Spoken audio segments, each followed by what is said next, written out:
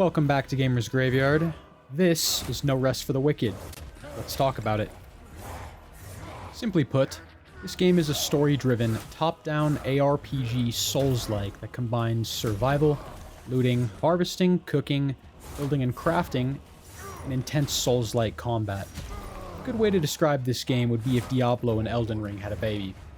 This is easily one of the most slept-on games I've come across in quite a long time. And honestly, I can't say there's many top-down ARPG games like this one. No Rest for the Wicked is a $40 game on the Steam Marketplace, and currently only on PC. It's brought to you by Moon Studios, and this game is still only in early access. Now, $40 might seem a bit steep of a price for a game only in early access, but this game has a ton of content and a decent amount of replayability. I clocked around 50 hours with my playthrough, reaching the end of the early access content. But the crazy thing is, despite 50 hours, apparently what is currently playable isn't even 1/3 of what the devs have in store for this game.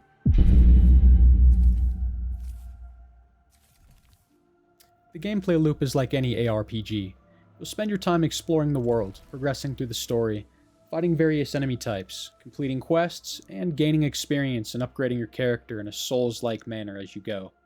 You'll spend time looting for better gear, harvesting ingredients and materials so you can cook meals and make potions, and upgrade your weapons. You can buy a house and decorate it however you want, or you can help repair the city of Sacrament and return it to its former glory. This game has a lot of really cool elements that I don't see in other ARPGs, and I really can't wait to see what else the devs have in store. The combat in this game is awesome, but also quite grueling at times. When I say grueling, I don't mean that in a bad way. You enjoy the challenge of Souls-like games, and this will give you the thrill that you get from those Souls-like experiences. That being said, there is a lower difficulty you can play on if that's not quite your tempo. With a variety of ways to build your character, you can choose from many different playstyles and weapons, just like a FromSoft game. Personally, I opted for a classic sword and shield, sometimes switching to a dual dagger rogue type build. There's a large enemy variety for the game being in early access, and not even 1/3 done.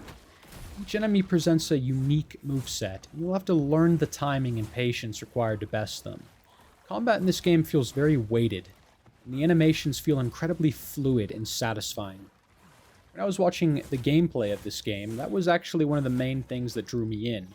So many top-down games feel like you're slicing at nothing, if that makes sense, and enemies aren't very reactive to your blows. If you don't understand what I mean by that, take a look at Diablo or Hades for reference. Not that there is anything wrong with either of those games. So overall, if you are a fan of Souls-like combat, you'll probably love this game. Now, I can't speak much to the story, as this game is in early access, and the story is far from finished. But, with that being said, what I did experience was pretty good. The voice acting was also on point, but I won't get into the story any more than that, as I don't want to spoil anything.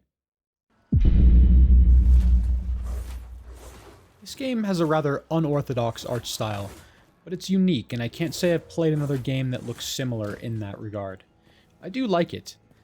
The map currently has like 7 different biomes, if you will, with another one being teased at the end of early access. They all have a different style and enemy type. And once you play the game enough, you'll learn that the map is very interconnected, with each biome leading into each other, which in my opinion is the mark of a good world design. Even being in early access, I found the change in environments to be enough for me, and it kept things fresh. No Rest for the Wicked is implementing a co-op mode, where you can play with your friends. It was recently in an open beta where you can drop in with friends into their realm. The full release of co-op is coming later this month, I believe, and I think this is a really good idea that a lot of ARPGs lack, let alone Souls-likes. One part of the co-op that received mixed reviews was the fact there was friendly fire, but I actually think that this is a good idea. Rather than gangbanging enemies and button mashing, it forces you and your partner to coordinate your attacks with precision. This game was already a lot of fun playing solo, but adding co-op can only make it better in my opinion.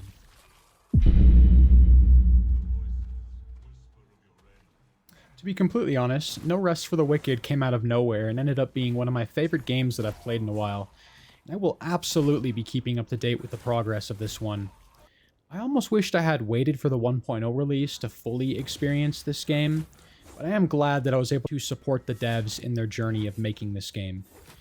But hey, 50 hours of awesome ARPG gameplay is certainly more than enough for an early access game. If you are someone who enjoys RPGs and intricate combat timing, then I can't recommend this game enough. While No Rest for the Wicked takes notes from other games in its genre, I believe it is a step forward for top-down ARPG games. So the question is, should you play this game?